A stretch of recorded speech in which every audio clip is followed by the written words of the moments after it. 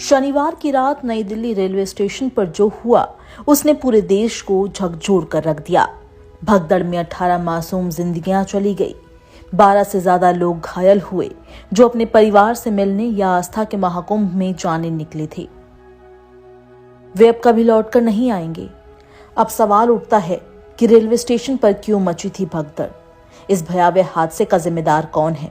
Railway प्रशासन, अव्यवस्थित भीड़ या फिर हम सभी जो हर बार हादसों के बाद जागते हैं लेकिन उससे कोई सीख नहीं लेते। आपको बता दें कि नई दिल्ली रेलवे स्टेशन के प्लेटफॉर्म नंबर 13 और 14 पर शनिवार देर रात उस समय भगदड़ मच गई जब यात्रियों के बीच प्रयागराज जा रही 2 ट्रेनों के रद्द होने की अफवाह फैल गई। इस दर्दनाक हादसे में अब तक 18 लोगों की मौत की पुष्टि हुई है। कई घायल है जिनका इलाज किया जा रहा है। उस रात की बात करें तो नई दिल्ली रेलवे स्टेशन पर हुए हादसे में घायल हुए यात्री मदद के लिए इधर उधर भटक रहे थे, तो दूसरी तरफ घायल दर्द से चीख रहे थे। अपनों को अस्पताल पहुंचाने के लिए स्वजन मददगार ढूंढ रहे थे, लेकिन आलम यह था कि उन्हें ना तो मदद के लिए जवान मिल रहे थे और ना ही कहीं एम्बुलेंस मिली। ऐसे में कोई पैदल तो कोई निजी वाहनों से अपनों को अस्पताल पहुंचाने की कोशिश में जुटा हुआ था। ये हालात तब थे जबकि प्रयागराज जाने वाली ट्रेनों को लेकर स्टेशन पर पिछले कुछ दिनों से लगातार भीड़ बढ़ रही थी।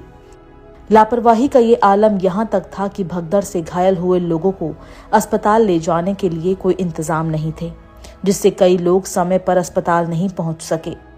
रेलवे स्टेशन के जानकारों की माने तो पिछले कुछ दिनों से नई दिल्ली रेलवे स्टेशन पर से प्रयागराज जाने वालों की भीड़ लगातार बढ़ रही है।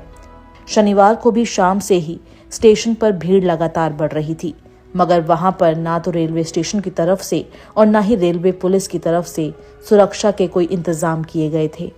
इन प्लेटफॉर्म पर इक्का दुक्का ही पुलिस वाले नजर आ रहे थे, जबकि जिस तरह से भीड़ वहां पर बढ़ रही थी तो हर प्लेटफॉर्म पर कम से कम 30 से 40 पुलिसकर्मी तैनात होने चाहिए थे।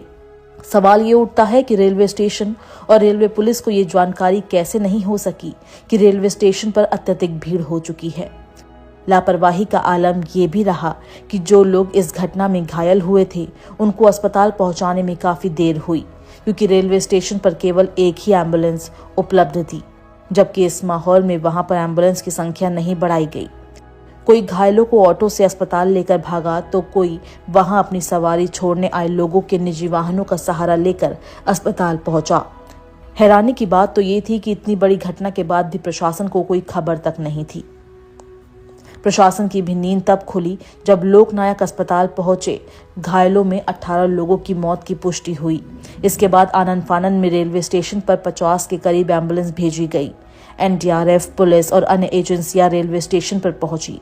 सवाल उठ रहा है कि इंतजाम पहले क्यों नहीं किए गए जबकि भीड़ बढ़ रही थी।